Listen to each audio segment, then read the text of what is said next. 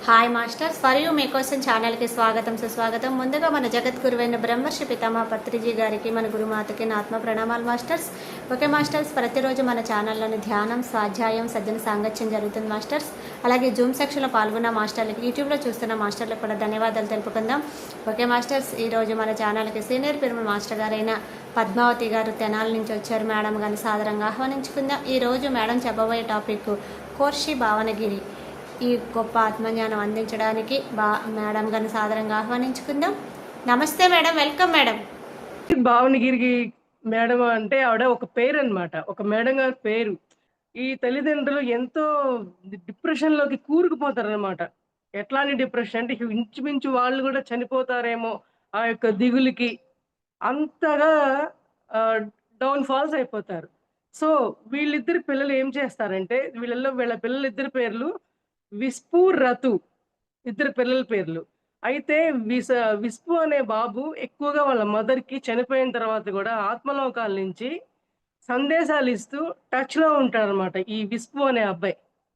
ఈ విస్పు, రతు అనే ఈ పిల్లలు ఈ భావనగిరి అనే మేడం గారికి నిత్యం ధ్యానంలో ఆత్మలోకాల పరిస్థితులు ఎలా ఉంటాయి? భూమండలంలో ఎలా ఉంటాయి? అసలు ఆత్మలోకంలో ఉన్న వాళ్ళ ఒక భావనలు ఎలా ఉంటాయి? భూలోకంలో వాళ్ళు అర్థం చేసుకోగలుగుతారా లేదా అనే ఒక విషయాన్ని తెలియపరచడమే ఈ యొక్క టాపిక్ మేడం. అయితే ఈ భావనగిరి అనే మేడం గారు సర్వసాధారణమైన ఒక స్త్రీయే ఆవిడ. కానీ ఒక రైటర్‌గా మారతారు చివరికి ఆవిడ. ఎలా రైటర్‌గా మారతారంటే, వాళ్ళ పిల్లలిద్దరు చెప్పే ఒక ఆత్మలోకాల నుంచి ఇచ్చే సందేశాలు ఏవైతే ఉన్నాయో, ఆ సందేశాల్ని వీళ్ళు అందరికీ కూడా తెలియపరుస్తూ ఉంటారు, వాళ్ళు రైటర్‌గా మారి. ఆ తెలియపరుస్తూ ఉండే క్రమంలో వీళ్ళ దగ్గరికి, వాళ్ళ ఇంటి దగ్గర చుట్టుపక్కల వాళ్ళందరూ గూడా వచ్చి, వీళ్ళు ఆత్మలోకాల్లోకి సంబంధించిన ఒక సబ్జెక్ట్ గురించి తెలియపరుస్తూ ఉంటారంట. చనిపోయిన వాళ్ళు ఆత్మలోకాల్లోకి వెళ్ళిన తర్వాత అక్కడ ఎలా ఉంటారు? వాళ్ళ యొక్క స్థితిగతులు ఎలా ఉంటాయి? వాళ్ళు మనతో మాట్లాడడానికి అదే సిద్ధంగా ఉంటారా లేదా? ఒకవేళ వాళ్ళు సిద్ధంగా ఉన్నా గూడా, ఇక్కడ ఈ ఈ భూలోకంలో ఉన్న వాళ్ళు వాళ్ళ సందేశాలను అందుకునేంత స్థితిలో వీళ్ళకి కూడా ఉండాలి గదా! ఇద్దరి వైపున ఉంటేనే వాళ్ళు ఏం చెప్పదలుచుకున్నారనే విషయం వీళ్ళకి అందుతుందనమాట.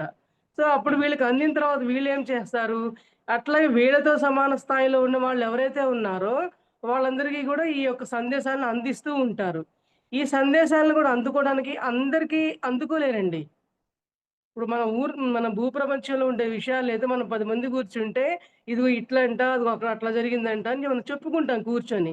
ఇది అలా గుంపులుగా కూర్చొని సాధారణంగా చేసిన సంభాషణలు కాదనమాట ఇవి. ఆత్మలోకాల స్థాయిలో ఉండి, వాళ్ళు మాత్రమే అర్థం చేసుకోగలిగే స్థాయిలో ఉండే వాళ్ళకే తప్ప, ఈ ఆదేశాలు ఎవరికీ అందబడవు. అందబడ్డా కూడా వీళ్ళు అది రిసీవ్ చేసుకోలేరు. ఎందుకంటే నిజమా? అసలు ఆత్మలు మాట్లాడడం ఏంటి? ఆత్మలు మాట్లాడితే ఈమెకు అర్థం అవ్వడం ఏంటి? ఇదసలు నిజమేనా? జరిగేదేనా? అని ఇట్లా సవా లక్ష ప్రశ్నలతో ఉంటారనమాట. అది ఇక్కడ జరిగిన ప్రశ్నలు. అయితే ఇప్పుడేమవుతుందంటే, ఈ యొక్క పిల్లలు వాళ్ళ తల్లికి ఇచ్చిన ఆదేశాలు పైలోకాల్లో ఎలా ఉంటాయని తెలియపరిచే సంభాషణే మనం ఈరోజు తెలుసుకుంటున్నాం. అంటే మీరు మాతో సంభాషిస్తే మేము ఎంతో సంతోషిస్తామని వాళ్ళంటున్నారు. ఎట్లాగా? సపోజ్ మనకి ధ్యానంలో మా పిల్లలు చనిపోయారనో, హస్బెండో, చుట్టాలో అలా అనుకుంటూ ఉంటాం గదా! వాళ్ళు మనకేదైనా సందేశాలిచ్చినప్పుడు వాళ్ళతో మనం మాట్లాడే ప్రయత్నం చేస్తే వాళ్ళెంతో ఆనందపడతారంట. ఇప్పుడు మనం ఏమనుకుంటాము, వాళ్ళతో మనం మాట్లాడేదేంటి? మనం ఇక మాట్లాడేదేముంది? మనమేమో సర్వసాధారణంగా ఏం మాట్లాడుకుంటాం? అయ్యో! అప్పుడే చనిపోయావే, బాధ్యతలు తీరలేదే, ఇట్లా కామన్‌గా ఉండే ప్రాపంచిక విషయాలే మాట్లాడతాం. ఇయ్యే మనకు తెలిసిన మన జ్ఞానం అన్నమాట. అయితే ఆ పిల్లలు వాళ్ళెలా చెప్తారంటే, ఆత్మలోకాల్లో అసలు ఆత్మలు ఏ విధంగా సంభాషించుకుంటాయి? మరి భూలోకంలోకి ఒక ఆత్మ రావాలి అంటే, అసలక్కడ ఏ ప్రయత్నాలు జరుగుతూ ఉంటాయి? వాళ్ళు ఏ తలాల్లో ఉంటారు? మనుషులుండే తలాలు 1 నుంచి ఏడో తలం వరకు ఉంటూ ఉంటారనమాట. 1, 2, 3 తలాల్లో వ్యక్తిత్వాలు ఒక రకంగా ఉంటాయి. 4, 5, 6 ఉండే తలాల్లో వ్యక్తిత్వాలు ఒక రకంగా ఉంటాయి. 6, 7 తలాల్లో ఉండే వ్యక్తిత్వాలు, మనస్తత్వాలు ఒక రకంగా ఉంటాయన్నమాట. వాళ్ళెవరో మనం చూద్దాం. ఈరోజు మనకు తెలిసిన సంభాషణ ఇది. నిజానికి ఖుర్షీద్ భావనగిరి అనే ఒక మేడం గారు 'జీవాత్మ ప్రపంచ నియమాలు' అనే ఒక బుక్ రచించారు. ఆ ఒక బుక్‌లో ఏమవుతుందంటే, అంటే మనం మనిషి ఈ యొక్క ప్రపంచంలో జీవుడు నివసించే ఈ యొక్క భూప్రపంచంలో ఉండవలసిన నియమాలేంటి? వాళ్ళ యొక్క ఆలోచన విధానాలేంటి? వాళ్ళు తెలుసుకునే ఏమన్నా ఉన్నాయా? అనే విషయాల గురించి వాళ్ళు కూలంకషంగా వాళ్ళ పిల్లలిచ్చిన ఆదేశాలన్నింటినీ ఆవిడ ఒక బుక్ రూపంలో రచించారనమాట. వాళ్ళకి భూలోకంలో ఉండే అనుభవాలను తీసుకెళ్ళి పైలోకాల్లో ఎట్లా వాళ్ళు పంచుకుంటారు? అసలు పైలోకాల్లో, కింద లోకాలు వాళ్ళకి సంబంధాలు ఎట్లా ఉంటాయి? మరి వాళ్ళకొచ్చే మధ్యలో ఎన్నెన్ని ఆలోచనలు ఎలా ఉంటాయి? మరక్కడ ఎట్లాంటి పరిస్థితులుంటాయి? ఇవన్నిటిని గూడా ఒక పుస్తకంలో ఉండే విషయాన్ని నేను ఒక సమయంలో ఒక 2, 3 నెలల క్రితము 12 రోజులు క్లాసులు తీసుకున్నాను మేడం. అంటే ఇది అందరికీ తెలియాలనే ఉద్దేశంతో చెప్తున్నానండి. డైరెక్ట్ బుక్‌లోకెళ్తే వీళ్ళకి ఓవరాల్ టాపిక్ అర్థం అవ్వాలి గదా! సో, 12 రోజులు చెప్పిన క్లాస్‌ని ఈ రోజు నేను ఒక్క రోజులో చెప్పబోతున్నా. అంటే అప్పుడు నాకంత అవగాహన లేదు. ఒక్క రోజులో చెప్పగలిగే అవగాహన లేదు. కానీ కొంత సమయం గడిచిన తర్వాత మాస్టర్స్ నాకు ఆ టైంని ఈ రోజున ఇవ్వగలిగారనమాట. అంటే ఈరోజు ఈ బుక్‌లో ఒక రోజులే ఓవరాల్‌గా జీవాత్మ ప్రపంచ నియమాల్లో ఉండే విషయం ఏంటి? అని మనం ఓవరాల్‌గా తెలుసుకునేదానికి ఇవాళ నేను జ్ఞానాన్ని ఇవ్వబోతున్నాను మాస్టర్స్. అది. ఓకే మాస్టర్ నేను స్టార్ట్ చేస్తా ఏంటి అని. మరి మీరు నివసిస్తున్న ఈ భూమి చుట్టూతా మీరు ఎన్నో ఆవరణలున్నాయి. అంటే 7 చెప్పారు ముఖ్యంగా. ఎన్నో ఉన్నా కూడా ముఖ్యమైనవి 7 అన్నమాట. అయితే అందులో ఉన్నత తరాలకు చెందిన సదాత్మలుగా పిలువబడతాం మేమంతా. అంటే పైలోకంలో ఉన్న వాళ్ళందరినీ గూడా సదాత్మలుగా పిలువబడతారు. భూలోకంలో ఉన్న వాళ్ళందరూ సహజమైన మానవులుగా పిలువబడతారే తప్ప, వీళ్ళని దేవుళ్ళనో, దేవతలనో, సదాత్మలనో అని పిలవబడరు. మానవ మాతృలు అంటాం అంతే. కానీ పైలోకంలో ఉన్న వాళ్ళు మాత్రమే సదాత్మలుగా పిలువబడతారు. అయితే భూమిని చుట్టే ఉండే ఈ ఆవరణల్లో 1, 2, 3 ఆవరణలేమో నిమ్న స్థాయిలుగా అంటారు. నిమ్న స్థాయిలు అంటే ఏంటి? చాలా తక్కువ స్థాయిలనమాట. అంటే ఎట్లా? సపోజ్ మనం మానవ మాతృలుగా ఉండే స్థితిలో ఎల్‌కేజీ, యూకేజీ, ఫస్ట్ క్లాస్ ఇయన్నీ ఎటువంటి బేబీస్ సోల్ స్టేజ్ ఉంటుందో అలా అనమాట. 1, 2, 3 స్థాయిలు. అయితే సాక్షాత్తు నరకంగా పిలువబడే ఈ ఆవరణలో దుష్టాత్మలుంటారంట. ఈ కింద నిమ్నస్థాయిలో అంటే నీచమైన మనస్తత్వం కలవారు, ఎంతసేపు ఇంకొకళ్ళని బాధపెట్టి వాళ్ళు బాధపడే ఆ బాధలో వీళ్ళు ఆనందం పొందేవాళ్ళు, క్రూరత్వంగా ఉండే మనస్తత్వం కలవారు, ఎంతసేపటికి పక్కన వాళ్ళు చూస్తే ఓర్చుకోగలిగే మెంటాలిటీ లేని వాళ్ళు, అదే అటువంటి మనస్తత్వం ఉన్నవాళ్ళు వీళ్ళందరినీ కూడా రాక్షస మనస్తత్వంగా పిలువబడతాం. మనం అందరం ఏమనుకుంటాం రాక్షసులంటే ఏదో ఆకారాల్లో భీకరంగా అవైన ఆకారాలు సృష్టించుకుంటాం. ఎందుకు మన సినిమాల్లో అలా చూయించారు కాబట్టి మన మైండ్ అలా ఫిక్స్ అయింది.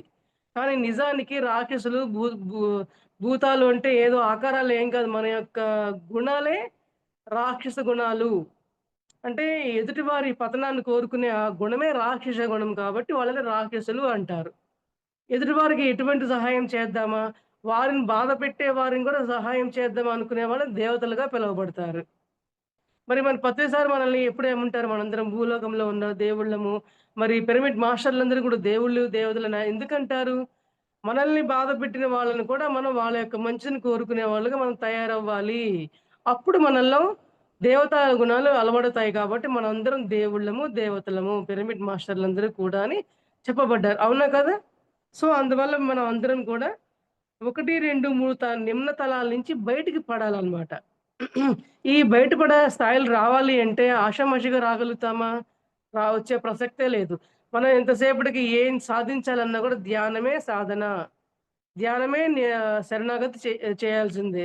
ధ్యానాంతో పోడు, ధ్యానంతో పాటు సాధ్యన సాంగత్యము, స్వాధ్యాయము కంపల్సరీ. ఈ త్రిమూర్తులు మనకి నిరంతరం అవసరమే అవుతుందనమాట. ఈ త్రిమూర్తులతో పాటు మనకి పంచపాండవులు అంటారు. పంచపాండవులు అంటే ఎవరంటే, ఈ త్రిమూర్తులతో పాటు నాలుగోదేంటంటే, మరి తెలుసుకున్న విషయాన్ని విచారించుకోవటం. ఇది నిజమేనా? కరెక్టా? కాదా? మనకెంత వరకు అవగాహనొచ్చింది అని. ఐదోదేంటి? ఐదోదేంటంటే, మనకు తెలిసిన విషయాన్ని, ఇది మంచి అని తెలిసిన విషయాన్ని ఆచరించుకున్నామా లేదా? మంచి అంటే ఇది. ఓకే. విని వదిలేయడమేనా? ఆ మంచి మనలో ఉందా లేదా? మనం ఆ విధంగా తయారయ్యామా లేదా? అనే విషయాన్ని ఆచరించుకునే ప్రయత్నమే ఆచరణ. ధ్యానం ఎంత ఉన్నా లేకపోయినా నువ్వు ఆచరించే గుణం లేనప్పుడు, నీకది ధ్యానంలో నువ్వు సాధించినట్టే ఏ విషయాన్ని కూడా అని చెప్పి తెలియపరుస్తున్నారు. సో, ఇటువంటి స్థాయికి మనం 1, 2, 3 నిమ్న స్థాయిల నుంచి మనం 4, 5 స్థాయిలకి రాగలిగే ప్రయత్నం అనేది ధ్యాన సాధనే మనకి శరణ్యం అనమాట. అయితే వారికి సహాయం మనకి భూమండలంలో ఉన్నంత వరకు ప్రతి ఒక్క జీవికి ప్రతి ఒక్క మానవులకి ఒక సదాత్మ కాపలాదారులుగా ఉంటారంట. ఎట్లా కాపలాదారులంటే, వీళ్ళకి ఎటువంటి సహాయం చేద్దాము, వీళ్ళకి ఏ రకమైన సలహాలు, సూచనలు ఇస్తూ ఉందాం అని చెప్పి ప్రయత్నం చేస్తూ ఉంటారంట మన పక్కన. సదాత్మలుగా ఉన్నారంటే మనం వాళ్ళని ఎలా గుర్తించాలి? వాళ్ళకేం ప్రత్యేకమైన రూపాలు, ప్రత్యేకమైన ధరణలు ఏముండవు. ఎట్లా ఉంటారంటే, సపోజ్ మన ఫ్రెండ్ రూపంలోనో, మన నైబర్ రూపంలోనో, ఏదైనా మన చుట్టాలో, అన్నయ్యో, తమ్ముడో ఎటువంటి రూపమైనా కావచ్చు. వాళ్ళ రూపంలో ఇదిగో నువ్వేదో కష్టపడుతున్నావు కష్టాల్లో ఉన్నావు. సరే లేదంటే నువ్వు సరైన ఆలోచనలు నువ్వు చేయలేకపోతున్నావు. నువ్వు ధ్యానం చెయ్యి అని చెప్పే సలహాదారులుంటారు చూసారా అండి? వాళ్ళందరూ కూడా సదాత్మలే. మన పక్కనే ఉంటారు. మనమేమనుకుంటాం సదాత్మలన్నారు కాబట్టి వాళ్ళేమైనా ప్రత్యేకమైన రూపాల్లో ఉంటారేమో అనుకుంటాం. కానీ ప్రత్యేకమైన రూపమేమీ ఉండదు. ఒక మంచి సలహా ఇచ్చి మనల్ని ముందుకడుగు ఎవరైతే ప్రేరేపిస్తారో వారందరూ కూడా సదాత్మలే అని చెప్తున్నారనమాట. అయితే ఆ సదాత్మలుగా వచ్చిన వారిని కొంతమందేంటి వారిని గుర్తించక వాళ్ళనే హింస పెడుతూ ఉంటారంట. ఉదాహరణకి ఎవరో మనం చూద్దాం. ఒక యేసుక్రీస్తు, ఒక బుద్ధుడు, మరి ఒక వీరబ్రహ్మేంద్ర స్వామి ఇట్లా ఎందరో సద్గురులు మనకు చాలా మందున్నారు. మనకి నోటికి నానుడిగా ఉండేవాళ్ళు ముఖ్యంగా యేసుక్రీస్తు తెలియని వారు ఉండరు. బుద్ధుడు తెలియని వారు ఉండరు. ఎందుకంటే యేసుక్రీస్తుని సిలువ పెట్టి కొట్టి హింస పెట్టిన వాళ్ళే. మరి ఆయనంతా బాబు నిన్ను హింస పెట్టిన వాళ్ళని గూడా నువ్వు పిల్లవాడివని చెప్పి క్షమించు. వాడికి మంచి దారి చూపించు అని చెప్పి యేసుక్రీస్తే గదా! మరి బుద్ధుడు ఎళ్లి మరి రాజ్యాన్నంతా వదులుకొని బయటికెళ్ళి భిక్షాటనకెళ్ళి అయ్యా ధ్యానం చేయండి అయ్యా, అయ్యా మంచి మార్గంలో ఉండండి అని చెప్తే ఆయన భిక్షాటనకి వెళ్ళినప్పుడు ఆయన కొట్టి, తిట్టి అందరూ హింస పెట్టిన వాళ్ళే కదా మాస్టర్స్.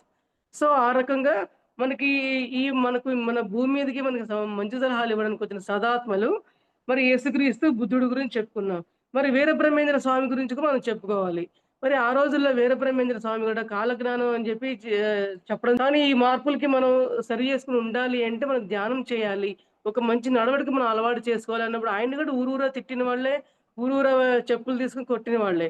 అంటే ఈ యొక్క సదాత్మలు ఈ రూపాల్లో వచ్చినా కూడా మనం గుర్తించక వాళ్ళ మాటలను గూడా నెగెటివ్‌గా తీసుకొని ఇట్లా రాక్షస గుణాలతోనే ఉంటూ వాళ్ళకి ఇంకా వాళ్ళ కర్మలను అడ్డుపడుతూ ఉండబట్టి వాళ్ళు గ్రహించలేకపోతున్నారనమాట. సరే గ్రహించలేకపోయేసరికి ఏమవుతుంది, ఈ సదాత్మల్ని కూడా వాళ్ళు హింస పెడుతూ ఉండటం జరుగుతుంది. అయినా కూడా ఈ సదాత్మలేమి వదలరండి మనల్ని.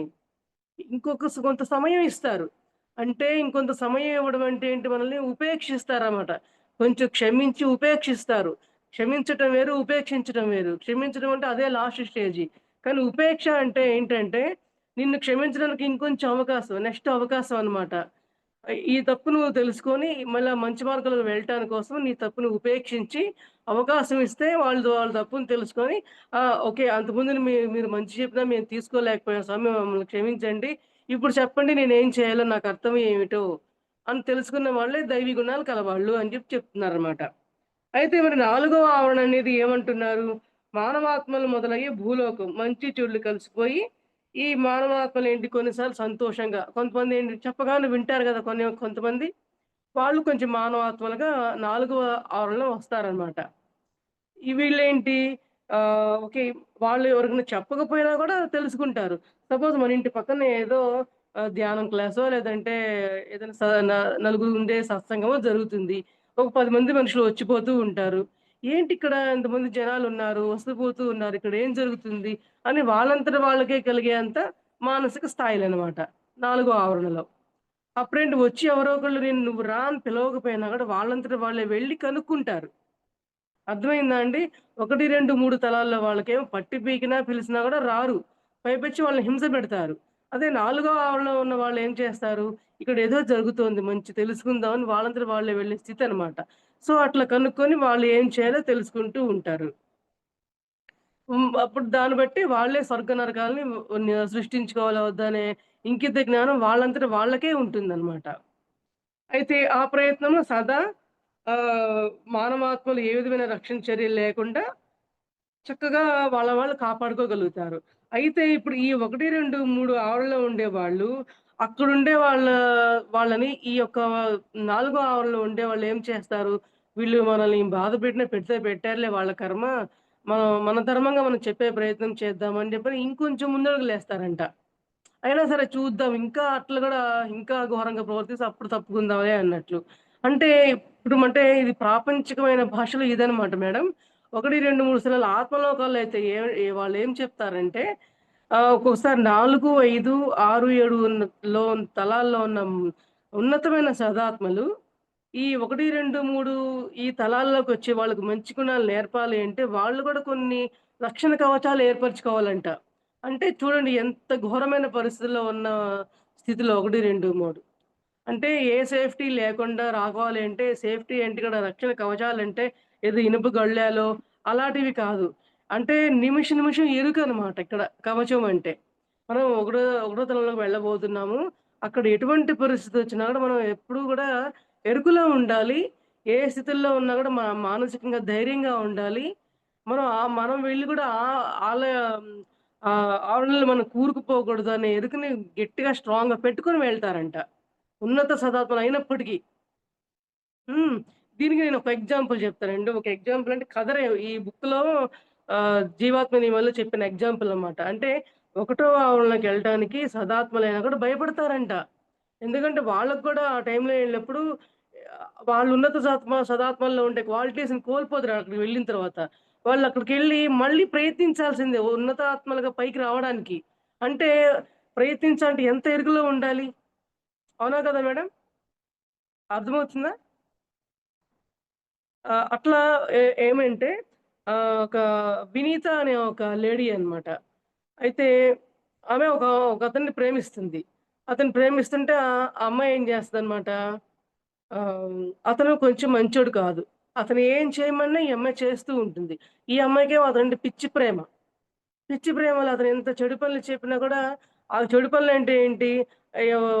వేరే ఆస్తులు కొల్లగొట్టుకొని అతనికివ్వడము. ఆ అమ్మాయి అంటే ఆ అమ్మాయికి అతనంటే ప్రేమనమాట. అతను వేరే వేరే చెడు పనులు చేసి నాకు ఆస్తులివ్వు, డబ్బులివ్వు, అది ఇవ్వు అని చెప్పి ఆ అమ్మాయిని కోరతా ఉంటాడు. చెడు పనులు కదా! చెడు అని తెలిసినా గూడా ఆ అమ్మాయి ఏం చేస్తదంటే ఇతను చెప్పిన పనులన్నీ చేస్తూనే ఉంటుంది. ఆఖరికి ఒక వ్యక్తిని చంపి మరీ చేసేంతగా. అంటే ఇప్పుడు ఆ ఉన్నత సదాత్మ అయినప్పటికీ గూడా ఏం ఉపయోగం ఏం చెప్పండి? ఈ యొక్క రాక్షసుడిని ప్రేమించటం వల్ల ఆమె ఉన్న ఎరుకలో ఉన్నా కూడా ఆ పనులు చేస్తూ, ఆ ఎరుకుని దాటుకొని మరి ఆ హింసాత్మకమైన పనులు చేయటానికి సిద్ధపడింది. ఇక్కడ క్లియర్‌గా ఉంది గదా మేడం! ఈ యొక్క ఉన్నత సదాత్మలైనా సరే ఎటువంటి విధంగా కూరుకుపోతారా అని. సరే అలా చేస్తూ ఉంటుంది. ఒక టైంకి ఏమవుతుందంటే నేను లాంగ్ స్టోరీని షార్ట్ చేసి చెప్తున్నాను. మనకి టైం తక్కువ కాబట్టి. సో, ఇట్లా చేస్తూ ఉండేసరికి తర్వాత ఆమెకే ఒక పెద్ద సమస్యలో కూరుకుపోవడం జరుగుతుంది. ఆఖరికి ఆవిడ సూసైడ్ చేసుకొని చనిపోవాల్సిన స్థితి వస్తదనమాట. అతనికి హెల్ప్ చేసి. కానీ ఉన్నత స్థితిలో ఆత్మహత్య చేసుకునే పరిస్థితి వచ్చిందంటే ఎంతోటి ఆవిడ. ఆత్మలోకాలకు వెళ్ళిపోయిన తర్వాత పైనున్న ఆత్మలన్నీ అంటారు, "ఎందుకమ్మా నువ్వు ఆత్మహత్య చేసుకున్నావు? ఎందుకమ్మా నువ్వు బాధపడుతున్నావు?" అని చెప్పంటే, "నేను ఉన్నత సదాత్మనై ఉండి ఇట్లా భూలోకంలోకి వెళ్ళి ఇట్లా ఒక వ్యక్తిని మారుస్తం కోసం వెళ్ళాను. కానీ నేనే ఇరుక్కుపోయి చివరికి ఇటువంటి అజ్ఞానమైన పరిస్థితుల్లో ఇరుక్కోవడం జరిగింది. నా జన్మ వృధా చేసుకొని వచ్చేసాను పైకి" అని చెప్పి అంటదనమాట. అప్పుడేం చేస్తదావిడ, ఒక వేరే వ్యక్తిని పంపించి అతన్ని గూడా ఈమె కంటే గూడా ఇంకా ఉన్నత సదాత్మనమాట. వేరే వ్యక్తిని పంపించి. ఏం చేస్తది, అతనికి ఫ్రెండ్‌గా పంపిస్తది. కిందున్న అతనికి ఫ్రెండ్‌గా పంపిస్తదనమాట. ఫ్రెండ్‌గా పంపించి అతన్ని మార్చే పని నీది. నా డ్యూటీ నేను చేయలేకపోయాను. నువ్వెళ్లి నీ డ్యూటీని నా ద్వారా నువ్వు చెయ్యి అని చెప్పి పంపిస్తదనమాట. అతను కూడా అతనితో ఫ్రెండ్‌షిప్ చేసుకొని కొంతకాలం ఇద్దరు ఫ్రెండ్స్‌గా ఉంటూ ఉన్న కొద్దీ ఏమవుతుంది, అతను గూడా అతనిలా అయిపోతాడు. చూడండి. అంటే మనం ఎంత ఇరుకులో ఉండాలో దీని తర్వాత మనం భూప్రపంచంలో ఉండే ఎగ్జాంపుల్ చెప్పుకుందాం. అతనిలా మారిపోతాడనమాట. అతను కూడా హింసాత్మకంగా అయిపోతాడు. ఈ పైనుంచి ఈవిడేమనుకుంటది, ఇదేంటి నేనేదో ఈ పరిస్థితి ఇట్లా అయిపోయి అతన్ని పంపిస్తే, అతను కూడా ఇంకా నిమ్న స్థాయి వ్యక్తిలాగా మారిపోయాడు. అతనికంటే హింసాత్మకంగా తయారైపోయాడని చెప్పని చాలా బాధపడుతూ ఉంటుంది. బాధపడుతూ ఉంటూ, సరే ఏం జరుగుతుందో చూద్దాం అన్నట్లుగా చూస్తూ ఉంటే, ఒక టైంలో ఏమవుతుందంటే ఇద్దరికి యాక్సిడెంట్ అవుద్దనమాట. స్నేహితులిద్దరికి యాక్సిడెంట్ అయితే, అప్పుడు ఇద్దరు చాలా బాధపడుతూ ఉంటారు. ఈ ప ఆవిడ ఎవరైనైతే పంపిందో, ఆ వ్యక్తికి అప్పుడు జ్ఞానోదయం అవుతుంది. ఓహ్! నేనేంటి ఇట్లా అయిపోయానసలు. నేనొచ్చిన విధా పనే వేరు కదా! నేనేంటి ఇట్లా హింసాత్మకంగా అతనిలా మారిపోయాను అని చెప్పని అతనికి ఆ జ్ఞానోదయం అయిన తర్వాత పక్కవానికి చెప్తాడనమాట. ఇదిగో ఇట్లా తప్పు, ఒప్పు, మంచి, చెడు అని చెప్పే ప్రయత్నం చేసినా గూడా అతను అస్సలు వినడు. సో, ఇంకా నా నా వల్ల కూడా కాదని చెప్పి అతని దారి అతను చూసుకుంటాడు. ఇంక తర్వాత అతను వెళ్ళిపోతాడు, చనిపోతాడు. అదొక నెక్స్ట్ పాయింట్ అనమాట. ఇక్కడ మనం కేవలం మనం తీసుకోవాల్సింది ఉన్నత సదాత్మలు ప్రయత్నించినా గూడా భూమి మీదకొచ్చి ఎదుటివారిని మారుద్దామని ఒక్కొక్కసారి వాళ్ళ వల్ల కూడా కాని పనులు ఉంటాయంట. వాళ్ళ పనులు కాని వాళ్ళు కూడా అవ్ కాని వాళ్ళు ఉంటారు. అయిన వాళ్ళు ఉంటారు. కానీ ఏంటంటే మనకి ఎరుక అన్న పదం గురించి మనం చెప్పుకోవాలి కాబట్టి నేను ఈ ఎగ్జాంపుల్ చెప్పాను మేడం. ఓకే. అందువల్ల ఏంటంటే మనకి నిరంతరం ఎరుక అనేది లేకపోతే ఒక మంచివాడు చెడ్డవాళ్ళలోకెళ్తే వాళ్ళు గూడా అటువంటి విధంగా అయిపోయే అవకాశాలుంటాయి గాబట్టి, మన మాట ఎంతో ఎరుకలో ఉండాలి. మనం నిమ్న స్థాయిలో ఉన్నామా, ఉచ్చ స్థాయిలో ఉన్నామా అనే పాయింట్ కాదు. నేను ఉచ్చ స్థాయిలో ఉన్నాను అనే అహంకారం పనికిరాదు. నాకెంతో జ్ఞానం ఉంది గదా! అని జెప్పి అనే అజ్ఞానం పనికిరాదు. అంటే నేను ఎంతో జ్ఞానవంతుడిని అనే అహంకారం గూడా అజ్ఞానమే కదా! అలాంటి అజ్ఞానం పనికిరాదని జెప్పి మనం తెలియపరుచుకోవాలనమాట ఇక్కడ.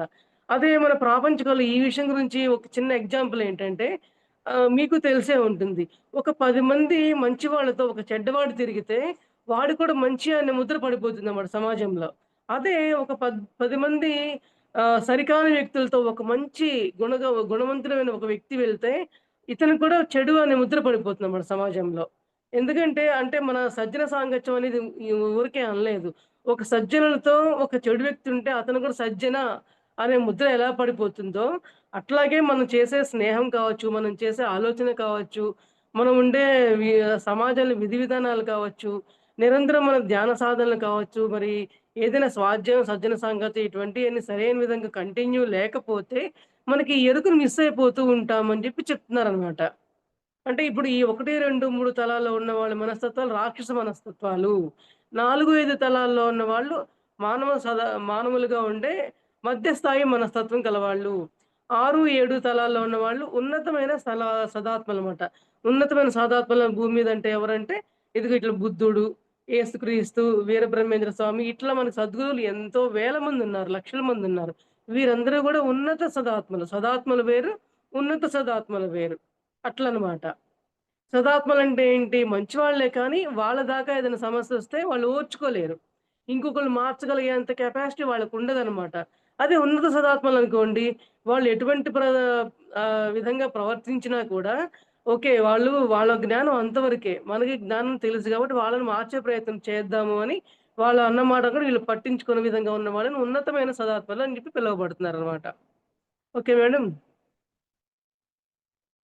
అయితే మరి దీంట్లో మళ్ళీ ఇంకొక జీవాత్మ నియమంలో మేడం వాళ్ళ గురించి చెప్పుకుందాం మనం. అయితే ఈ ఖుర్షీద్ భావనగిరి అనే మేడం ఏం చేస్తారు? వాళ్ళ ఇంటి దగ్గర వాళ్ళ పిల్లలు చెప్పే ఉన్నత సదాత్ములైన జ్ఞానం గురించి చెప్పేటప్పుడు ఆమె దగ్గరికి చాలా మందొచ్చేవాళ్ళంట. మా అబ్బాయి చనిపోయాడు. మా అమ్మాయి చనిపోయింది. వాళ్ళు గూడా ఆత్మని పిలిపించి మాకేమన్నా చెప్తారా? ఇట్లా అడగటానికొచ్చేవాళ్ళంట ఆవిడని. ఖుర్షీద్ భావనగిరి అనే ఆవిడని చుట్టుపక్కల వాళ్ళు అలా వచ్చేవాళ్ళంట. ఈవిడ చనిపోయిన ఆత్మలతో మాట్లాడుతుందంట.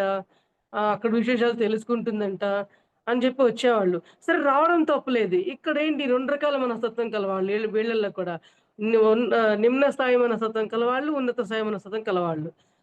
నిమ్న స్థాయి మనస్తత్వం కలవాళ్ళు ఎవరు? ఈమె చెప్పేది నిజమేనా? కాదా? అవునా? ఈమేమన్నా అబద్ధం చెప్తుందా? టెస్ట్ చేద్దాం అని అనుకునేవాళ్ళు నిమ్న స్థాయి కలవాళ్ళు. లేదు మరి వాళ్ళు నిజంగా చెప్పకపోతే ఇంత ధైర్యం చేసి ఈవిడ చెప్తుందా? అబద్ధం చెప్పాల్సిన పని ఆవిడకేంటి? ఏమన్నా ఒక రూపాయి డబ్బులు తీసుకుంటుందా? లేదంటే ఆవిడకేమైనా చెడు ఉద్దేశం ఉందా? మంచి చెప్పకపోతే ఆమెకేమన్నా వస్తుందా? అని మంచిగా ఆలోచించే ఆత్మలు కొంతమంది. ఇక్కడ కూడా చూడండి వేరియేషను. అట్లాగే అలాగే వీళ్ళొస్తూ పోతూ ఉంటారు. అట్లా చాలామంది అలా తెలుసుకొని జ్ఞానం పొందిన వాళ్ళు ఉన్నారు. కొంతమంది ఇదంతా ఒట్టిదే అని చెప్పి నెట్టేసి వాళ్ళ అజ్ఞానంతో వెళ్ళిన వాళ్ళు ఉన్నారనమాట వీళ్ళల్లో. అలా జరుగుతూ ఉంటుంది. అంటే కొంతమంది జ్ఞానం పంచుదామన్నా కూడా తీసుకునే వాళ్ళు ఉండరు. కొంతమందికి ఇచ్చేవాళ్ళు లేకపోయినా ఎక్కడ దొరుకుతుందా అని వెతుక్కుంటూ ఉండేవాళ్ళు కొంతమంది. అంటే వీళ్ళందరి వేరియేషన్ గురించి మనం తెలుసుకోవాల్సిందేంటంటే, ఆత్మలోకాల్లో ఉండేవాళ్ళు మన భూలోకంలో సదాత్మలుగా తిరుగుతూనే ఉంటారు. వీళ్ళ యొక్క జ్ఞానాన్ని మనం తెలుసుకుంటూ ఉండాలి. అనే విషయాన్ని తెలియపరుస్తూ వీళ్ళ స్థాయిలు ఎట్లా ఉంటాయి, వీళ్ళ మనస్తత్వాలు ఎట్లా ఉంటాయి, అదే ఉన్నత పైలోకాలు ఎలా ఉంటారు. అంటే దేవతా సామ్రాజ్యం అంటారన్నమాట పైలోకాల్లో ఉన్న వాళ్ళని, ఆత్మలోకాల్లో ఉన్న వాళ్ళని. వాళ్ళేం చేస్తారు, మన భూమి మీదకొచ్చేటప్పుడు వాళ్ళందరూ గూడా కూర్చొని సమావేశం పెట్టుకుంటారనమాట. ఎట్లా ఇప్పుడు నేను భూమి మీదకి వెళ్ళి ఇంకా కొంత జ్ఞానం తెలుసుకోవాలనిపిస్తుంది. ఇంకా ఉందేమో, ఎంత తెలిసినా కూడా ఇంకా ఉందేమో అని తెలుసుకునే ప్రయత్నం నాకనిపిస్తోంది. నేను మరలా భూమి మీదకి ఇన్ని కష్టాలు తీసుకెళ్తా, ఇన్ని అవమానాలు తీసుకువెళ్తా, ఇంత జ్ఞానం పొందుతా అని చెప్పని వాళ్ళు ఎంత తీసుకెళ్ళమంటావు? ఏంటి నువ్వింత, నేనింత అని కింద మనం ఎట్లా చర్చించుకొని ఒక ఇదిలా ప్లాన్ చేసుకుంటామో, ఉన్నత సదాత్మలు కూడా భూమండలం వెళ్లి మనకింకా నేర్చుకునే పాఠాలేంటి? ఎందుకంటే ఉన్నత సదాత్మలైనా కూడా పైన నేర్చుకునే వాళ్ళకేం ఉండవంట. ఎందుకంటే అందరూ ఉన్నతులుగా ఉంటారు. ఎట్లా తెలుస్తుంది? అంతా మంచే ఉన్నప్పుడు చెడు గురించో లేదంటే బాధలో, అవమానాల్లో వాటిని ఓర్చుకోవడం ఎలాగా ఇయన్నీ తెలీదు గదా! అందువల్ల వాళ్ళు మధ్యలో అప్పుడప్పుడు వాళ్ళని కూడా ఎరుకుని మిస్ కాకుండా ఉండటం కోసమని భూలోకంలో మానవులుగా జన్మలు తీసుకుంటుంటారంట. వాళ్ళ కర్మలు తీరిపోయి పైకెళ్ళిపోయినా గూడా. అంటే ఇంత సబ్జెక్ట్ ఉందనమాట. ఈ యొక్క భూమండలంలో ఒక పాఠశాలగా తీసుకొని వచ్చేవాళ్ళు ఇంత అద్భుతంగా వస్తూ ఉంటారు. సో, దేవతా సామ్రాజ్యం పైన అట్లా సమావేశాలు పెట్టుకొని భూమండలం మీదకి వస్తూ ఉంటారు అని మనం తెలుసుకోవాలమాట. మరి ఈ నాలుగవ ఆవరణైన భూలోకం మీకు తాత్కాలికమైన పాఠశాలే మరి. ఇదేం పర్మనెంట్ కాదు గదా! తాత్కాలికమైన పాఠశాలే. కానీ తాత్కాలికం అని మనం కిందకి వెళ్ళాక మళ్ళీ మర్చిపోతాం. పైన ఆత్మలోకంలో దేవతా సామ్రాజ్యాలు ఉన్నవాళ్ళు అప్పుడు ఎంత సమాజాలు పెట్టుకున్నా, ఎంత జ్ఞానవంతంగా నిర్ణయాలు తీసుకున్నా, భూమి మీదకి రాగానే ఇక్కడ ఉన్నతమైన సదాత్మన, నువ్వు నిమ్న స్థాయిలో ఉన్న ఆత్మవ అనే దానికి సంబంధం లేదు. మళ్ళీ నువ్వు జీరో స్థాయికెళ్ళిపోవాల్సిందే. అంటే దేవతా సామ్రాజ్యంలో ఉన్న దేవత భూమి మీదకొస్తే, ఆ దేవతా లక్షణాలు కోల్పోతారు. మళ్ళీ ఇక్కడ వీళ్ళేం చేయాలి? ఈ కోల్పోయిన ఈ దేవతా లక్షణాల్ని మళ్ళీ పుంజుకొని, మళ్ళీ దేవతలుగా ఆత్మలోకాలకి వెళ్ళాలి అని తెలుసుకోవడమే మన ఈ ప్రయత్నం అన్నమాట. ఈ దేవతా లోకాలకు మళ్ళీ దేవతలుగా చేరుకొని వెళ్ళాలి అంటే, మళ్ళీ ఎన్ని జన్మలు ఎత్తుకుంటూ ఉంటామో, వేల జన్మలెత్తొచ్చు, లక్షల జన్మలెత్తొచ్చు, కోట్ల జన్మలెత్తొచ్చు. ఏది ఉన్నత సదాత్మలైనప్పటికీ కూడా. అంటే వాళ్ళకి అంత గట్స్ ఉండాలంట భూమి మీదకి రావాలి అంటే. మరలా ఆ ఎరుకని కోల్పోకుండా భూమి మీదకొచ్చిన తర్వాత కూడా మళ్ళీ వెంటనే అదే జన్మలోనే వీళ్ళు జ్ఞానాన్ని తెలుసుకొని, ఓకే. మేము ఇందుకోసం వచ్చాము. ఈ జన్మలో మళ్ళీ మనం పైకెళ్ళిపోవాలి అని చెప్పి అని తెలుసుకునే అంత ఈజీ ఏమీ కాదు అని చెప్పి వాళ్ళే చెప్తున్నారనమాట. అందుకే నిరంతరం కూడా మరి బేబీ సోల్‌గా ఉన్నప్పటి నుంచే అంటారు కదా! అంశాత్మ, వృద్ధాత్మ, యవ్వనాత్మ ఇటువంటి స్టేజెస్ ఎలా ఉన్నాయో, ఏ స్టేజ్ దగ్గర నుంచి మనం తెలుసుకునే అవకాశాలుంటాయో, ఆ స్టేజ్ నుంచి తెలుసుకునే అవకాశం అనేది మనకి కలగడం కూడా ఎంతో అదృష్టము. అంటారు కదా! ఇప్పుడు ఈ పలానా తల్లిదండ్రులను ఎంచుకొనొచ్చారు. పలానా తల్లిదండ్రుల దగ్గర ఎంచుకొని రాబట్టే ఆ పిల్లలు ఇంట్లో ధ్యానం చేస్తున్నారు. లేదంటే మంచి మార్గంలో ఉన్నవారని మనం చెప్పుకుంటామా లేదా మేడం? అట్లా చెప్పుకున్న వాళ్ళు ఆ సోల్స్ అట్లా ఎంచుకొచ్చి దిగిన సోల్స్ అన్నమాట. ఇప్పుడు మనం చాలా మంది ఏమనుకుంటాం మేడం, ఒకే ఫ్యామిలీలో అందరూ గూడా ఆ రూట్‌లో ఉన్న ఫ్యామిలీ ఉంటుంది. చాలా రేర్‌గా ఉంటారు. కొంతమంది పిల్లలొస్తే తల్లిదండ్రులు ఉండరు. తల్లిదండ్రులొస్తే పిల్లలు ఉండరు. మరి భర్తొస్తే భార్య ఉండదు. భార్యొస్తే భర్త ఉండదు. ఇట్లా ఎన్ని చెప్పుకుంటాం మనం. అట్లాగే నలుగురు కాకుండానే తల్లిదండ్రులు, కుటుంబంలో ఉండే వ్యక్తులు గూడా ఆ యొక్క ధ్యాన మార్గంలో ఉన్న వాళ్ళ యొక్క జన్మలు ఎట్లాంటివంటే ఉన్నతమైన సదాత్మల జన్మలు. అలా మనం పరిగణింపబడతామనమాట. అయితే అటువంటి సోల్స్‌గా మనం భూమి మీదకొచ్చి ఆ ఎరుకను కోల్పోకుండా మనం ఈ ఆరుల నుంచి వచ్చామనే విషయాన్ని తెలుసుకుంటూ ఉండడమే మన యొక్క జన్మ లక్ష్యం అని చెప్పి చెప్తున్నారు.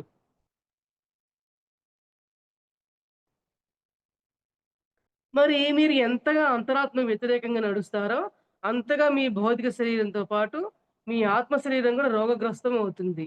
అంటే మీరు సరిగా వచ్చిన విషయాన్ని అవగాహన లేకుండా చేసుకుంటూ ఉన్నప్పుడు, మీ శరీరం అన్నమాట ఎంతో రోగగ్రస్తం అవుతుందంట. అంటే ఎరుగు కోల్పోయిన తర్వాత ఒక చిన్న సమస్య వచ్చినా కూడా వాళ్ళు ఆ సమస్యను ఎదుర్కోలేకపోతే వాళ్ళు ముందు ఆ యొక్క ప్రభావం పడేది శరీరం మీదే. ఇప్పుడు చూడండి మనం హాస్పిటల్స్‌కి వెళ్ళినా కూడా డాక్టర్స్ "ఎందుకమ్మా నువ్వేమైనా ఆలోచిస్తున్నావా?" అంటారు. ఫస్ట్ పాయింట్ అదే అంటారు. ఎంత చిన్న డాక్టరైనా అదే అంటారు. పెద్ద డాక్టరైనా అదే అంటారు. ఎందుకంటారు? అంటే నీ యొక్క ఆలోచన విధానం నీ శరీరం మీద ప్రభావితం చూపిస్తుంది కాబట్టేగా. మరి ప్రభావితం చూపిస్తున్నప్పుడు క్రమంగా శరీరం క్షీణించిపోతే మరి అనారోగ్య పాలైపోయిన తర్వాత ఏం సాధించగలం? ఆత్మజ్ఞానం వస్తుందా? ధ్యానం చేయగలమా? మరి జ్ఞానం తెలుసుకోగలమా? మరి 4 చోట్లకెళ్ళి ధ్యాన ప్రచారం చేయగలమా? జ్ఞానాన్ని పొందగలమా? ఏమి చేయలేం కదా! ఇక్కడ చిన్న ఎగ్జాంపుల్ నా లైఫ్ మేడం. అంటే ఇక్కడ పాయింట్ నాకు మ్యాచ్ అయినట్లుగా నాకనిపించి చెప్తున్నాను. ఈ రోగగ్రస్తం అవుతుందన్న పాయింట్ మీద. ఆహ్, నాకు కనీసం నేను జన్మ తీసుకోవటమే రోగాలతోనే తీసుకున్నానని చెప్పచ్చు. కానీ బాహ్య ప్రపంచంలో ఉన్న వాళ్ళకి నేను ఒక రోగిష్టిదాన్ని అని చెప్పి అనొచ్చు. ఫ్రాంక్‌గా చెప్పుకుందాం. ఉన్నదున్నట్టు చెప్పుకోవడమే మన యొక్క లక్ష్యము. రోగిష్టిదనే చెప్పుకోవచ్చు. కానీ నాకు జ్ఞానం తెలిసిన తర్వాత, ధ్యానం తెలిసిన తర్వాత నన్ను భూమి మీద ఎవరు ఏమనుకున్నా నాకొచ్చిన నష్టమేం లేదు. నా మైండ్ స్ట్రాంగ్‌గా ఉందా? లేదా? అయన్నీ నా శరీరానికి వస్తున్నాయి. నా మనసుకు రావట్లా. నా మనసుకొచ్చిన రోజున ఈ రో ఇప్ స్టిల్ ఇప్పుడున్న సిట్యుయేషన్ ప్రకారం కూడా నేనున్న నా శారీరకమైన స్థితి మానసికంగా ఏమాత్రం డల్‌గా ఉంటున్నా ఈ పాటికి నాకు నేను బెడ్ రిడెన్ అవ్వాల్సిన స్థితిలో నేనున్నాను మేడం. ఆఖరికి ఎంత అంటే వాష్‌రూమ్స్ కూడా నేను లెగవలేనంత స్థితికి పడిపోయేదాన్ని. అట్లా వచ్చినియండి ఒకదాని తర్వాత ఒకటి, ఒకదాని తర్వాత ఒకటి. ఒకటే అనుకున్నా ఏమైద్దో చూద్దాం. ఏమవుద్దో చూద్దాం. నన్నేం చేద్దాం అనుకుంటున్నారో నాకు తెలీదు. కానీ నేను మాత్రం స్ట్రాంగ్‌గానే ఉంటా. ఆఫ్టర్ నాకు డెత్ రాబోతుందనగా నేను నవ్వుతూ, చిరునవ్వుతూ నేను నా ఆత్మలోకాల నుంచి నాకు ఆహ్వానం పలుకుతూ ఉంది. ఆహ్వానిస్తున్నారు నన్ను. "నువ్వు ఎంతవరకు తెలుసుకొని పైకి వస్తావో నీకు ఆహ్వానిస్తున్నా" అన్న భావనతోనే నిరంతరం ఉన్నాను. ఇటువంటి మాటలే నా నా వాళ్ళకు నేను చెప్పి ఉన్నాను. ఎందుకంటే మన భావనే మన సృష్టి అని ఊరికే అనలేదు మాస్టర్స్.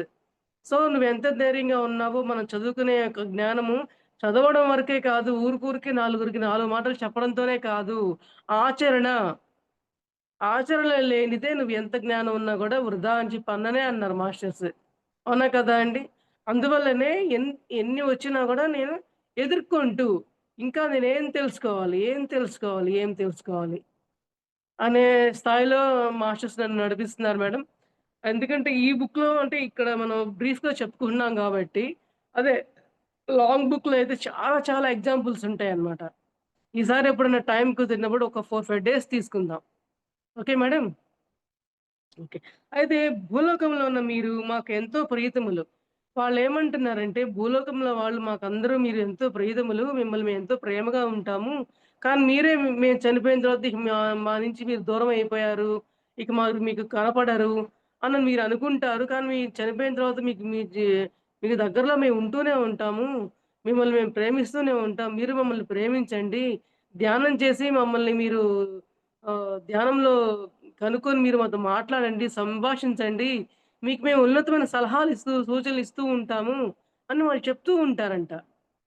కానీ మనమే గ్రహించుకునేంత శక్తి లేక 100కి 90% కాదు 95% కూడా గమనించుకోలేరు మాస్టర్స్. ఆ 5% ఆ 5% ఉన్నవారు ధ్యానంలో కావచ్చు, ఇంకా జ్ఞానం తెలుసుకోవడం ద్వారా కావచ్చు, ఉన్నతమైన సదాత్మలతో మాట్లాడుతూ, సూచనలు తీసుకుంటూ జీవన గమనాన్ని సాగిస్తూ ఉంటారనమాట.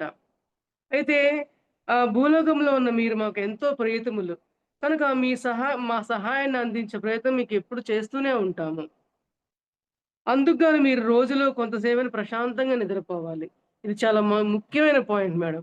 వాళ్ళేమంటారంటే మీరు ప్రతి ఒక్క మానవునికి మనం ప్రాపంచికంగా చూసుకున్నా గూడా డాక్టర్స్ మన హాస్పిటల్‌కి వెళ్తే ముందు మీరు నిద్రపోతున్నారా లేదా? ఆలోచిస్తున్నావా లేదా? అని ఒక పాయింట్ అడుగుతారు. నువ్వు సరిగ్గా నిద్ర పడుతుందా లేదా? అని చెప్పి ఒక పాయింట్ అడుగుతారు. ఎందుకంటే నిద్ర అనేది బద్ధకమైన తరంగా ఉంటే అది పనికిరాని నిద్ర. కానీ పనికొచ్చే నిద్ర, సరైన నిద్ర అనేది మనకి ప్రతి ఒక్క మానవునికి కావాల్సిందే. ఎట్లా అంటే ఈ యొక్క ఉన్నతమైన సదాత్మలు మనల్ని సరైన నిద్రలో ఉన్నప్పుడు మన యొక్క సూక్ష్మ శరీరం ఆత్మలోకాలకి, ఇటు భూలోకానికి మధ్యలో ఉంటుందంట. ఈ మధ్యలో మన శరీరం ఆ ఉన్నతమైన శరీరాలతో కలిసి, ఆత్మలతో కలిసి సంభాషించుకుంటాయంట. సంభాషించుకొని ఎట్లా ఉండాలి? ఏం చేయాలి? ఇంకా మీరు బెటర్‌గా జ్ఞానవంతంగా పెరిగి ఆత్మలోకాలకి ఎలా రావాలనే సూచనలు ఇస్తూ ఉంటాయంట. అప్పుడు అందువల్లే ప్రతిరోజు మీరు ప్రశాంతంగా నిద్రపోతే ఇవన్నీ జరుగుతాయి. కానీ మన నిద్రలు ఎట్లా ఉంటున్నాయంటే కలత నిద్రలు. అటు ఇటు దొల్లడము, ఒకవేళ పడుకున్నా కూడా పిచ్చి పిచ్చి కలలనో, ఏవో ఒకటి. ఆల్‌మోస్ట్ అలా ఉంటున్నారు కాబట్టి ఒక ఎగ్జాంపుల్ కోసం చెప్పుకోవడం అనమాట. అలా సాగుతూ ఉన్నాయి ఏంటంటే వాళ్ళకి జ్ఞానం అందే అవకాశం ఉండదు మేడం. అదే ఇలాంటి సరియైన నిద్ర పోయిన వాళ్ళు, సరియైన జ్ఞానంతో ఉన్న వాళ్ళకి అలజడితో కూడుకున్న కలలు రావన్నమాట. అప్పుడు వాళ్ళు ఆ సందేశాన్ని తీసుకుంటూ ఉంటారు. మనం దీనికి ఇంకొక ఎగ్జాంపుల్ చెప్పుకుందాం. మనం చాలామంది ఒక్కొక్కసారి ఏమనుకుంటాం, అబ్బా! ఇవాళ భలే మంచి నిద్ర పట్టింది. చాలా హాయిగా ఉంది. పడుకుందే తెలియలేదు. పడుకున్నామా మళ్ళీ తెల్లారి తెలిసింది. ఈలోపు తెలియనే లేదు అనుకుంటాం చాలామంది. ఈ అనుభవాలు కలుగుతాయి ప్రతి ఒక్కళ్ళకి. కానీ ఆ కలిగిన రోజున జరిగే సంభాషణ ఆత్మలోకాలకి, భూలోకాలకి మధ్యలో జరిగిన సంభాషణ జరగబట్టి మనం ఉన్నతమైన సదాత్మలతో గా చేరి సూచనలు తీసుకోబట్టే మనకు ఆ ప్రశాంతత కలుగుతుంది.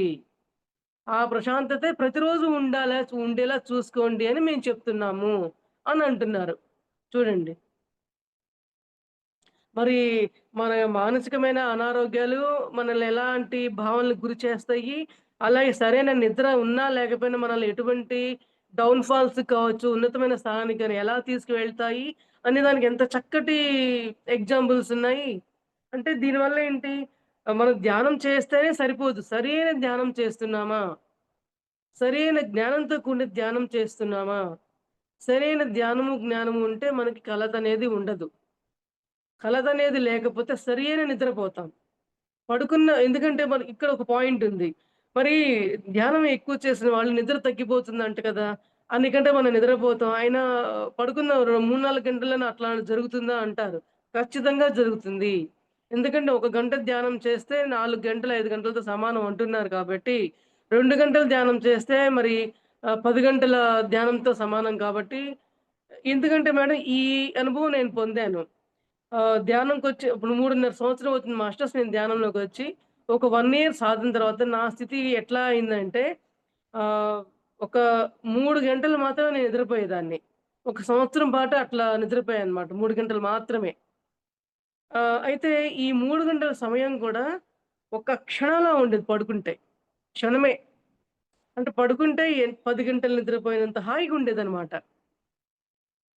మరి ఆ హాయిలోనే మరి ఉన్నతమైన సదాత్మలతో నేను కలిసి వాళ్ళ యొక్క జ్ఞానాన్ని తీసుకొని మరి నేను సూచనలు తీసుకున్నాననే జ్ఞానం నాకు ఈ బుక్ చదివిన తర్వాత నాకు అర్థమైంది. అప్పుడు అప్పుడు కూడా ఇంత క్లియర్‌గా తెలీదు. ఎందుకంటే ఇవన్నీ తెలీదు కదా! ధ్యానం అయితే చేస్తున్నాను, సాధనలో ఉన్నాను. విషయాలు తెలుసుకునే జర్నీలో ఉన్నాను. కానీ ఎందుకంటే ఈ బుక్ చదివిన తర్వాత అన్నా అంటే అందుకే స్వాధ్యాయం అవసరం అనేది అందుకోసమే. మళ్ళీ నేను ఈ స్వాధ్యాయం ఈ బుక్ చదవబట్టే కదా!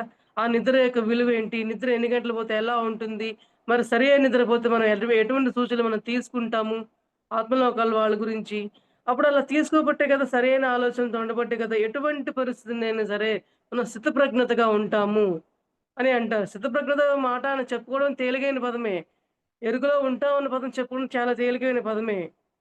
మనం నిరంతరం ఆహ్, ఇటువంటి విషయాలు చర్చించుకోవడమే కాదు, ఆ చర్చల్లో మనం ఉన్నామా అనే ఆ సెల్ఫ్ చెక్కే మనకి ఎంతో ముఖ్యమైనదని చెప్పి మనం తెలుసుకోవాలి మాస్టర్స్.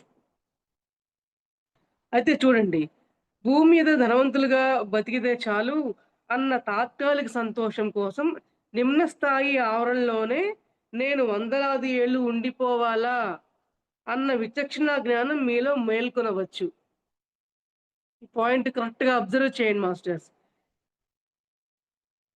సంతోషం కోసం నిమ్న స్థాయి ఆవరణలోనే వందలాది ఏళ్ళు నేను ఉండిపోవాలా అన్న జ్ఞానం కలిగినప్పుడు మీరు జ్ఞానోదయం అవుతుంది అని చెప్తున్నారు. అంటే మనం మామూలుగా ఏమనుకుంటాము ప్రాపంచికంలోనే మనం ధనవంతులమై ఉండాలి. ఆహ్, మరి కోటీశ్వరులమై ఉండాలి అని చెప్పి అనే అజ్ఞానం నుంచి నేను అట్లానే ఉండిపోవాలా అని చెప్పి అనుకుంటే వద్దనే కదా అర్థము. నేను అట్లా ఉండిపోవడానికి వీల్లేదు. నేను జ్ఞానంతో ఉండాలి అనే కదా అర్థము. సో, ఈ యొక్క విచక్షణ కలిగినప్పుడు మీరు ఎంతో జ్ఞానాన్ని పొందే అవకాశం ఉంటుంది అని చెప్పి తెలియపరుస్తున్నారు మాస్టర్స్. ఈ గాఢ నిద్రలోనే ఒక్కోసారి మీరు చనిపోయిన తర్వాత ఉన్నత లోకాలకు చేరిన తర్వాత మీ ప్రియతములను కలుసుకొని స్వాంతన పడతారు. అంటే ఇటువంటి జ్ఞానం తెలిసిన తర్వాత మీకు ఆహ్వానం పలుకుతూ ఉన్న విషయం మీకు అర్థమవుతుందనమాట. అర్థమవుతున్నప్పుడు ఏమవుతుందంటే మీకు చావు మీద భయం కలగదు. ఎప్పుడెప్పుడు ఎళ్లి మన ఉన్నత లోకాల మన వాళ్ళని కలుసుకుందామా, అక్కడ ఉన్నతమైన ఆత్మకు ఆత్మలు ఉంటాయి. ఆత్మలోకాల్లో కూడా కింద నుంచి వచ్చిన వాళ్ళకి ఎంతో ఆహ్వానం పలుకుతూ ఉంటారు. అక్కడ వాళ్ళకు కూడా ఇంకా ఉన్నతమైన సలహాలు, సూచనలు ఇవ్వబడతాయి. మనం ఎట్లా తీసుకుందామా అనే విషయాన్ని మనం తెలుసుకుంటూ ఉంటామనమాట. కాబట్టి భూలోకం అనే ఈ 4 ఆవరణలో మానవాత్మలైన మీరంతా కూడా ధ్యానం ద్వారా మీలో వచ్చే అప్రయత్న ఆలోచన ప్రవాహాన్ని తక్షణం నిలువరించుకోవచ్చు అంటున్నారు. మీ ఉపచేతనాత్మకమైన మనస్సు ఉత్తేజితం చేసుకొని మాతో అనుసంధానం కాండి. అంటే మీ ఉపచేతనాత్మ మనస్సు అంటే అంటారు కదా! మీ అంతరంగ మనస్సు. ఉపచేతనాత్మ మనస్సు అంటే మన అంతరంగమైన మనస్సు అని చెప్పి మనం తెలుసుకోవాలి. Thank you madam. Thank you so much madam. For you మీకోసం మన ఛానల్కి వచ్చి ఎంతో గొప్ప ఆత్మజ్ఞానం అందించిన మాస్టర్లందరికీ, పద్మావతి గారికి, రమ్యశ్రీ గారికి ధన్యవాదాలు తెలుపుకుందాం మాస్టర్స్. Thank you masters.